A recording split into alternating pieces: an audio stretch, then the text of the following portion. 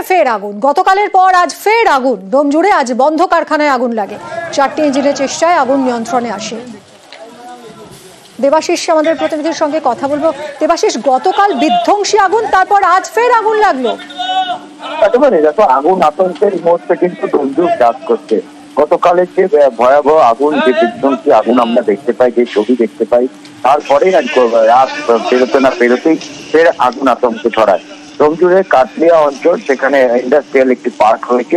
সেখানে একটি দীর্ঘদিনের বন্ধ প্লাস্টিক কারখানা, সেই কারখানার বাইরে যে হোগলা বন রয়েছে, কার্যত সেখান থেকেই আগুন ছড়ায় বলে প্রাথমিকভাবে মনে করা হচ্ছে।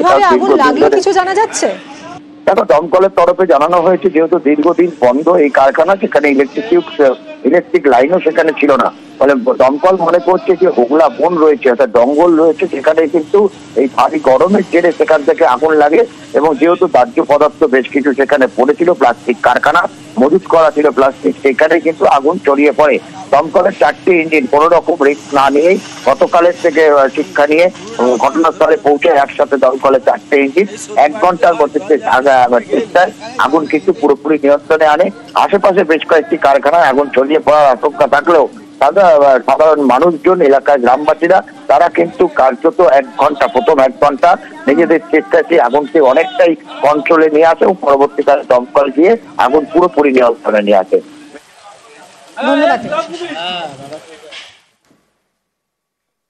বিতর্কে বিষ্ণুপুর সাংগঠনিক জেলা বিজেপি সভাপতি। মঞ্চে দাঁড়িয়ে অস্ত্র রাখার নিদান দিলেন সুজিত অগস্তি।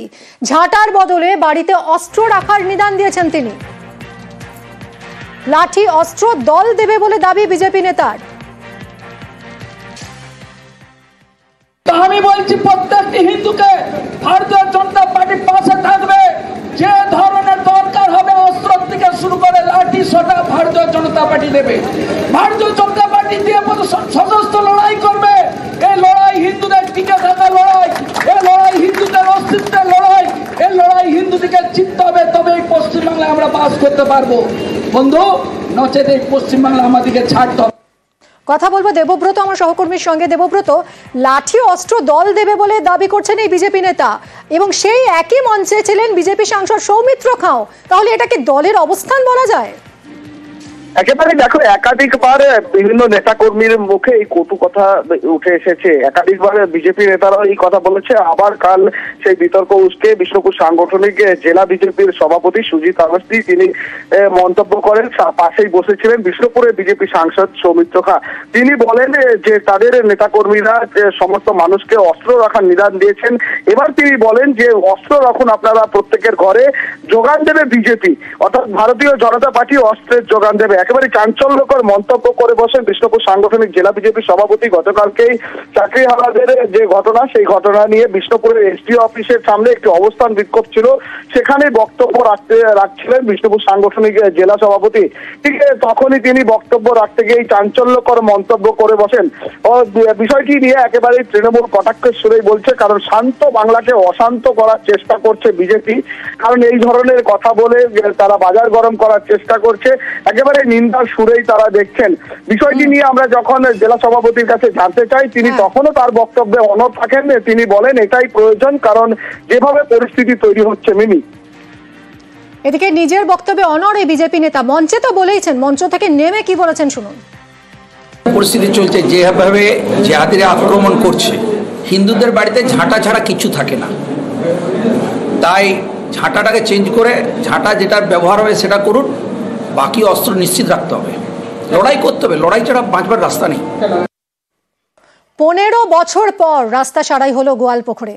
15 বছর পর গোয়ালপুকুরের রাস্তা সারাই। উত্তর দিনাজপুরের গোয়ালপুকুরে মেরামতির কাজ শুরু হলো। 3,22,00,000 টাকা ব্যয়ে রাস্তার শিলান্যাস হয়েছিল। চঞ্চলের সঙ্গে কথা বলবো। চঞ্চল, শিলান্যাসের পর 15 বছর লাগলো রাস্তার কাজ হতে। দেখো, একদমই এমনটাই কিন্তু অভিযোগ রয়েছে গ্রামের যারা বাসিন্দা রয়েছেন, এলাকাবাসীদের। তারা জানিয়েছেন যে গোয়ালপুকুরের যে পামর মোড় থেকে নিয়ে পান্ডিকরা পর্যন্ত প্রায় 5.5 কিলোমিটার রাস্তা 15 বছর ধরেই বেহাল অবস্থায় ছিল। আবার রাস্তার কোথাও পিচ উঠে পাথর বেরিয়ে গেছে, কোথাও বড় বড় গর্তে পরিণত হচ্ছে। ফলে স্বাভাবিকভাবে কিন্তু ওই রাস্তার উপর দিয়ে চলাচল করতে কিন্তু ভোগান্তির শিকার হতো প্রায় 50,000 মানুষ, এমনটা কিন্তু দাবি করছেন। এরপরে কিন্তু গ্রামের যারা বাসিন্দারা রয়েছেন, এলাকার বাসিন্দারা, তারা কিন্তু দীর্ঘবার কিন্তু আবেদন করেছেন রাস্তা সারাইয়ের জন্য। কাজ হয়নি। শেষমেশ গোয়ালপুকুরে যিনি বিধায়ক রয়েছেন তথা রাজ্যের মন্ত্রী গোলাম রব্বানী তার দ্বারস্থ হন এবং সমস্ত রাস্তার বিষয়ে তার সমস্যার কথা তুলে ধরেন। শেষমেশ দেখা গেছে যে গ্রাম উন্নয়ন অর্থাৎ পঞ্চায়েত ও গ্রাম উন্নয়ন দপ্তর থেকে প্রায় 3,22,00,000 টাকা দিয়ে রাস্তা শিলান্যাস হয়েছে এবং প্রায় 3 মাসের মধ্যে সেই রাস্তার কাজ সম্পূর্ণ হবে এমনটা কিন্তু জানা গেছে। এবং রাস্তার শিলান্যাস হওয়াতে কিন্তু খুশি এলাকার বাসিন্দারা এবং রাজ্যের মুখ্যমন্ত্রী মমতা বন্দ্যোপাধ্যায় এবং রাজ্যের মন্ত্রী গোলাম রব্বানীকে ধন্যবাদ জানিয়েছে এলাকার বাসিন্দারা। ধন্যবাদ। এটা বাস্তবে সমস্যা ছিল। এই রাস্তাটা 5.5 কিলোমিটার হবে, 3,22,00,000 টাকা ধরা আছে। ওর মধ্যে 2,95,00,000 টাকার কাজ হবে, বাকিটা টাকা মেনটেন্যান্স খরচা হবে। আর লোকের এখানে দাবি যে এই জন্য ছিল যে পাঞ্জিপাড়া একটা বড় মার্কেট আছে এখানে, পুকুরিয়ার লোক পাঞ্জিপাড়ার লোক ব্লক যাতে অনেক অসুবিধা হতো। কোন ডিপার্টমেন্ট থেকে হলো? এটা এসআরডিএ থেকে পিএনআরডি থেকে হয়েছে। আমি পিএনআরডি মন্ত্রী আমাদের প্রদীপ মজুমদার সাহেবকে ধন্যবাদ জানাই। কতদিনের মধ্যে কাজ সম্পন্ন হবে? 3 মাসের মধ্যে হয়ে যাবে। সাফাই কর্মীরা যদি কাজ না করেন তাহলে যে কি পরিস্থিতি হয় তা এখন হাড়ে হাড়ে টের পাচ্ছেন পুরুলিয়া শহরের বাসিন্দারা। কারণ সাফাই কর্মীরা কর্মবিরতিতে গেছেন, 7 দিন ধরে সাফাই কর্মীদের কর্মবিরতি, বকেয়া বেতনের দাবিতে তাদের কর্মবিরতি। আর সেই কর্মবিরতির জেরেই দেখুন কি অবস্থা, শহর জুড়েই তত্ত্ব পড়ে রয়েছে জঞ্জাল, আবর্জনার স্তূপ, নাজেহাল শহরবাসী। পুরুলিয়া শহরের মানুষ রীতিমতো ভোগান্তির শিকার, কারণ সাফাই কর্মীরা তাদের কাজ করছেন না, তারা কর্মবিরতিতে গেছেন বকেয়া বেতনের দাবিতে। আজ বৈঠকের ডাক দিয়েছেন পুর প্রধান, সমস্যার সমাধান হয় কিনা সেদিকেই এই মুহূর্তে নজর।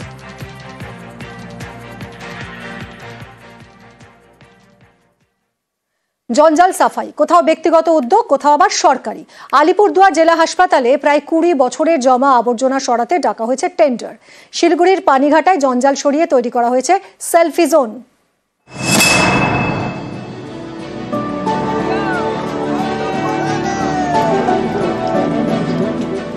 ছিল জঞ্জালের জোন, হলো সেলফি জোন। শিলিগুড়ির বাগডোগরার পানিঘাটা মোড়, এখান দিয়ে গিয়েছে এশিয়ান হাইওয়ে। রাস্তার একপাশে পাঁচিল দিয়ে ঘেরা বন দফতরের জায়গা। পাঁচিলের গায়ে রাস্তার উপর ফেলা হতো এলাকার জঞ্জাল। এই ছবি বদলে গিয়েছে। জঞ্জাল ফেলার জায়গায় তৈরি করা হয়েছে সেলফি জোন। বাগডোগরার বাসিন্দা চন্দন সেচলার ব্যক্তিগত উদ্যোগে এই সেলফি জোন সোমবার হয় উদ্বোধন। ये जो बनाया है, ये जो एरिया था बहुत ही गंदा था, कोई आदमी के लिए चलने के लिए बहुत मुश्किल था यहाँ पर। तो मेरा भाई ने सोचा था कि पहले से बोल रहा था कि उसका मम्मी के नाम पे मैं कुछ करूँ। तो हम लोग तो बागडोगरा वासी है, हम लोग का घर यहाँ पर ही है, तो उसने सोचा कि कहीं पर से करने से भी अपना जगह में करना ठीक है। 2 महीने से काम शुरू हुआ था, आज इसका इनॉग्रेशन है।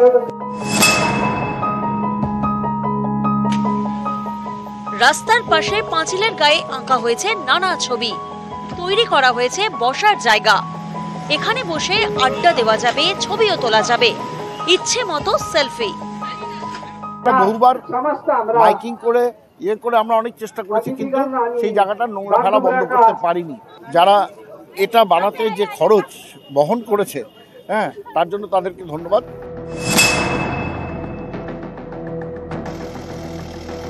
আলিপুরদুয়ার জেলা হাসপাতাল, এই হাসপাতালে প্রসূতি বিভাগের পাশে আবর্জনার স্তূপ।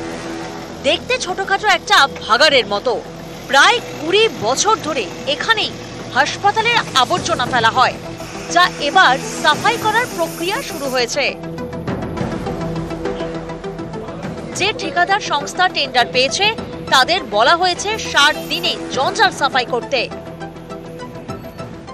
মাননীয় মুখ্যমন্ত্রীর নির্দেশে এখানে টেন্ডার প্রক্রিয়া 4.5 কোটির কলকাতা থেকে হচ্ছে এবং খুব আশাবাদী যে সব ঠিকঠাক চললে জুন মাসের মধ্যে এখানকার সমস্ত আবর্জনা যেটা এক জায়গায় করা হচ্ছে আপনারা দেখছেন, এটা সব নিয়ে বাইরে নিয়ে যাওয়া যাবে, একদম বাইরে যেখানে মেডিকেল ওয়েস্ট করা হয়। তার জন্য কলকাতা থেকে রাজ্য স্বাস্থ্য দপ্তর যা করার করছে। এই হসপিটাল পরিচ্ছন্ন রাখার বিষয়ে সেখানে আমরা বরাবরই বলে এসেছি, এই আবর্জনাটাকে মুক্ত করে হসপিটালটাকে পরিষ্কার পরিচ্ছন্ন রাখুন, যাতে কোনো রোগ জীবাণু নতুন করে মানুষের আর না ছড়ায়। হাতে টেক আপ করে এটাকে অতি শীঘ্রই এটাকে পরিচ্ছন্ন করার একটা বার্তা দিয়েছেন এবং তার টেন্ডার প্রক্রিয়া অলরেডি শুরু হয়ে গেছে।